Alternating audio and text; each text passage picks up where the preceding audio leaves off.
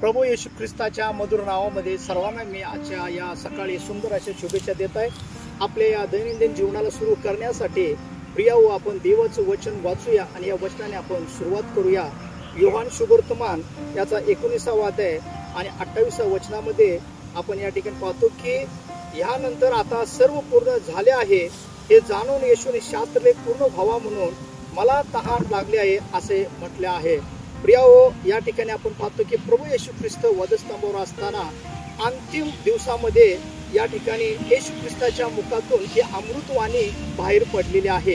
येशू म्हणतो पूर्ण झाले आहे। काय पूर्ण झाले तर पित्याने जी त्याच्यावर जबाबदारी सोपवलेली होती की जे तारणाचं काम सोपवलेलं होतं ते वधस्तंभावरती येशूने पूर्ण केलेलं आहे आणि तो म्हणतो मला तहान लागली आहे।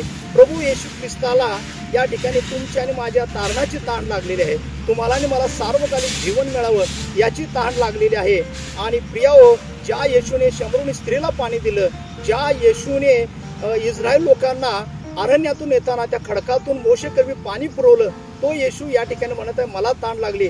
साहजिकच त्याला ही जगिक ताण नसून आत्मिक आणि आध्यात्मिक जीवनाची आणि तुमचं माझं तारण व्हावं याची ताण लागलेली आहे। म्हणून येशू म्हणतो जर या ठिकाणी तुम्ही माझी ही ताण भागवत असाल तर या ठिकाणी प्रियाओ येशू बोलतो की जर आज तुमच्या घरामध्ये जर एखादा कनिष्ठ बंधू आला असेल आणि त्याला तुम्ही गार पाण्याचा गलास देत असाल तर येशू म्हणत आहे की तुम्ही माझी ताण भागवत आहात आणि ती तुम्ही ताण नक्की भागू शकता का तर प्रियाओ भागू शकतो, कारण या ठिकाणी येशू म्हणत आहे मला ताण लागलेले आहे। प्रभू येशू ख्रिस्त या वचनाने तुम्हा सर्वांना आशीर्वादित करो।